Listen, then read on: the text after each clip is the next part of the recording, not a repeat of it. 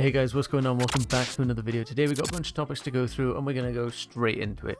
We're starting off with West Ham will not pursue Ollie Watkins or Calvert-Lewin as they are beyond our budget for a forward. Instead, we will turn our attention to Broja, Dennis and Bayo. So obviously this is relevant to Chelsea in that Armando Broja is our striker, just been on loan at Southampton. And West Ham are looking to bring him in. Apparently they were looking for a permanent transfer, they want to take him on board. However, Chelsea aren't looking likely to do that. It's possible, depending on how much they offer. But it says here that it's beyond their budget to go for some of these other players, so I doubt they're going to spend too much. So I think what's possibly going to happen is if Broja isn't guaranteed any playtime or much playtime at Chelsea, say we sign one of the strikers that we're linked with, and maybe another one. Like, if we only sign one, I think Broja gets game time. But if we're going to sign two, Broja needs to go out. And if he does, he's going to go on loan. Now, personally, we know Mikel Antonio at West Ham is been a good player at times, but isn't consistent enough in my opinion. Broja had an okay season at Southampton, nothing major. But another Premier League loan could be really good for him. And if, obviously, Chelsea aren't going to use him, I do think he could do well in our team. But we've seen what happens. Like, even Tammy Abraham was putting up pretty decent numbers in our team. Yeah, he missed some sitters at times, but he's young. He'll adapt. He'll improve. The same thing could happen with Broja if we don't give him time to go out on loan and mature and come back as a polished player. I do think sometimes Chelsea are way too quick to pull the trigger and say, this guy ain't good enough, let's get him out. Whereas, and I think if we bring Broja in the team this year, he doesn't do great, something like that might happen to him. So personally, I'm open to letting him go on loan to West Ham. The likelihood, I think it's fairly likely if Chelsea or West Ham aren't really like a Champions League threat, they might go for the Europa and stuff like that again.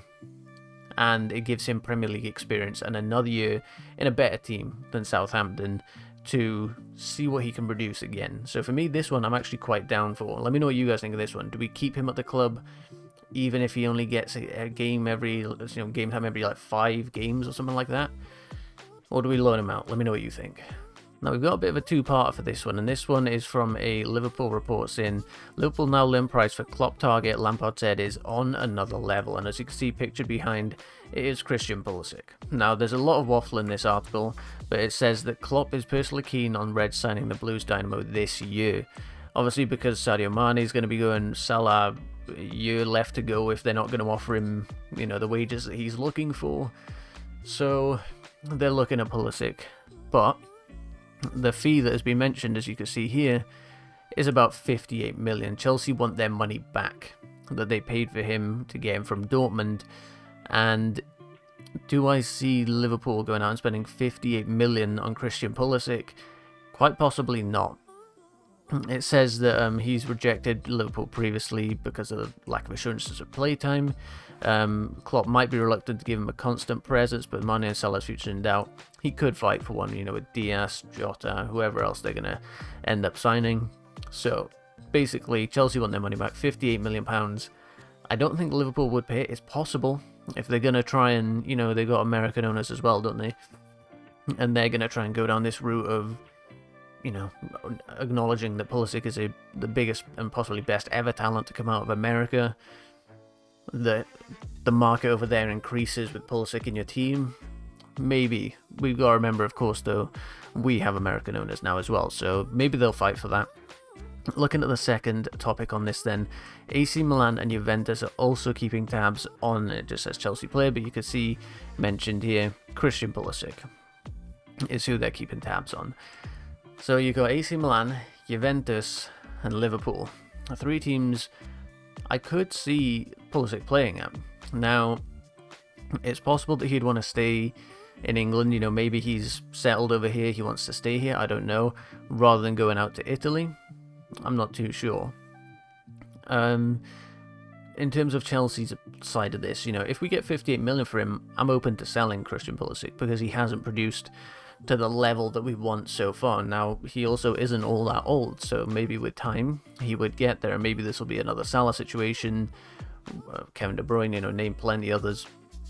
Or we sell a player that isn't doing great at Chelsea, a few years later they kick on and they start performing really well. But from what he currently shows at Chelsea, I think I'm open to selling him. And if we get 58 million, that's a lot of money. This year, that gets us a top player I can see coming in that's younger than Pulisic, and maybe has a better ceiling than Pulisic. But I wouldn't like to sell to a rival. Going to Liverpool is absolutely not something I personally would be wanting to happen. So we'll see how it goes. But AC Milan, Juventus, and Liverpool, they're keeping their eye on Pulisic, and maybe we see a move there. Next up, we have Chelsea have discussed the possibility of signing €30 million Holland international this summer. Now, the reports are saying, if we go down to this tweet here, it says that it's Cody Gapko, has been offered to Arsenal and Chelsea. Despite predominantly being a left winger, both clubs have discussed the possibility of using him as a left wing back, and they want no less than €30 million. So let's take a look at him. He's valued at about €24 million, so they're chucking a little bit extra on top. 23 years old, so plenty young enough, fairly tall. As you can see, he plays centre mid, attacking mid, left wing, and striker. His strengths are his long shots, ball control, and playmaking, and has no outstanding weaknesses. Look at this heat map, you can see good on taking corners, so set pieces he's good at. Very much down that left side, but can drift central as well. And would be an attacking fullback, which is exactly what Chelsea use, right? Ben Chilwell gets up that left-hand side more than enough. So looking on the right-hand side here, you see 27 total appearances, 12 goals, and 13 assists. Now, that is in the Eredivisie League, so compare that to Premier League difficulty, those numbers would probably drop. But 12 goals, 13 assists is insane. You can see some of his passing accuracy percentages and stuff here. Fairly strong all around. And then one yellow card, no disciplinary issues with this guy. Successful dribbles about 60%. You can read through these if you want. Looking at the left-hand side, average SOFA score rating, you're looking at 7.49, which is incredibly high for the last 12 months. He has had some injury worries, though. You can see September, he was out for about half the month. All these months has been well above average as well. What a player this guy seems to be. October missed about 2/3 of the month, that seems to show.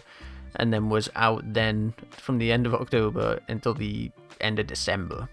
So was out for a good few months. But since, 2022 has been fit and has been performing at a very high level again. So maybe some injury worries to worry about with Cody Gapko.